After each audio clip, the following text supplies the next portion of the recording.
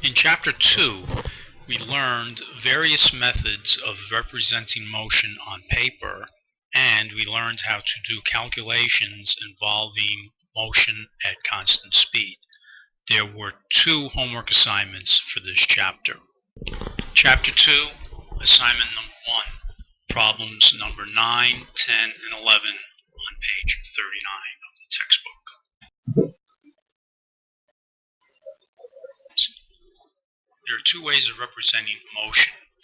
One is graphically, and the other is with the particle model diagram. Chapter 9 involves the position time graph shown on the paper. And question is, describe the motion of the object which produced this graph. We see that at time 0, the object is between 100 and 150 meters away from the origin, and in fact it's right in the middle, so we can estimate it to be 125 meters. And at the end of 5 seconds, the position is at 0 meters. You'll recall that for a position time graph, if the graph is a straight line, it indicates that the object is moving at a constant speed. The slope of the line is the speed or velocity of the object. If it's parabolic, then it's not going at constant speed. If the slope of the parabola increases left to right, then the object is speeding up. If the parabola is oriented such that its slope decreases left to right, then that object is slowing down. But here, we can clearly see the object is traveling at constant speed, so the next question is, what is that speed? In order to calculate that, we need to calculate the slope, which would be the change in y over the change in x. Well, at the beginning of the motion, the object is at position 125 meters, and at the end of the motion, it's at position 0. Change in anything, you'll recall, is final minus initial. So the change in position is 0 minus 125 meters, which goes in the numerator. Change in time is 5 minus 0 seconds, because 5 was the final time and 0 was the initial time. This gives us negative 125 meters divided by positive 5 seconds, or negative 25 meters per second. So to answer the question, the complete description of the motion of the car represented by this graph is the car is moving at a constant velocity of negative 25 meters per second, that is, towards the origin.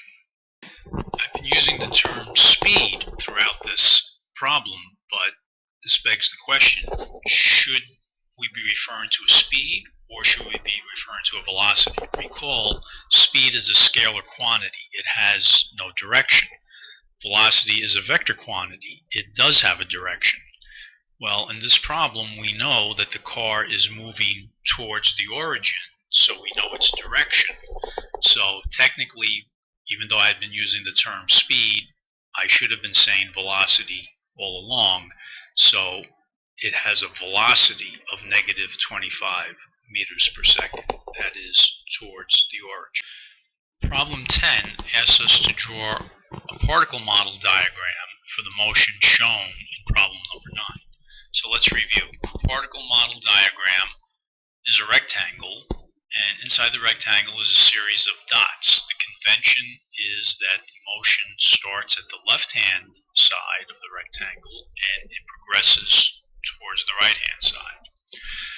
How far apart do you put the dots? Well, each dot represents an equal time interval, whatever that interval may be, a second, a minute, an hour, whatever. So if the object is speeding up, what happens? It's covering progressively greater distances in each successive time interval. So left to right, the spacing between the dots should be getting bigger. On the other hand, if the object is slowing down, it covers progressively smaller distances in each subsequent time interval. So the dots should be getting closer together, left to right. What if the object is traveling at constant speed? Well, it covers equal distances in every time interval. So yeah, you guessed it, the dots should be evenly spaced. So looking at problem 9, we've already concluded that the car in problem 9 was traveling at constant speed. So we draw a series of equally spaced dots to indicate this. The neat thing about position time graphs is that you can use them to make predictions. For example, you can predict the position of an object at a specific time, and conversely, you can predict at what time an object will be at a specific position. Problem number 11 asks us to make 2 such predictions using the graph from problem number 9.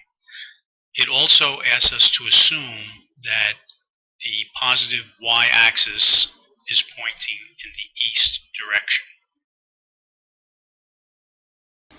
Okay, so question 11a asks us to determine when was the car 25 meters east of the origin, and part B asks us to determine where the car was at time equals 1 second. In order to answer part A, the first thing we do is estimate where 25 meters would be on the y-axis. From that point, we draw a horizontal line from the axis to the graph. At the point where that line intersects the graph, we drop a vertical line down to the x-axis and estimate where it crosses. And as you can see in the diagram, we estimate that it crosses at 4 seconds. Similarly, in order to answer part B, we look at the x-axis and estimate where 1 second would be. Draw a vertical line up from the x-axis to where it intersects the graph, and then from that point, draw a horizontal line to go to the y-axis and estimate where that intersects, and we can see we've estimated that it would intersect at position 100 meters. So the answer to part A is that the car was 25 meters east of the origin at time equals 4 seconds.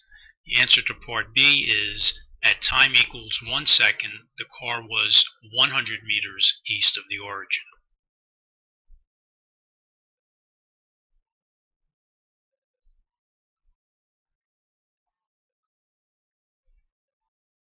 Chapter 2, Assignment 2, problems number 49, 50, 51, and 52 on page 53 of the textbook.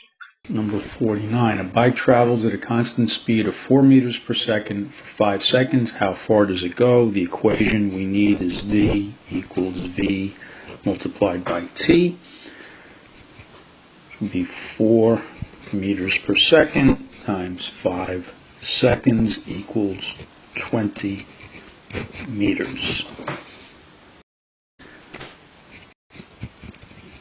Number 50, light from the sun reaches the earth in 8.3 minutes. The speed of light is 3 times 10 to the 8th meters per second.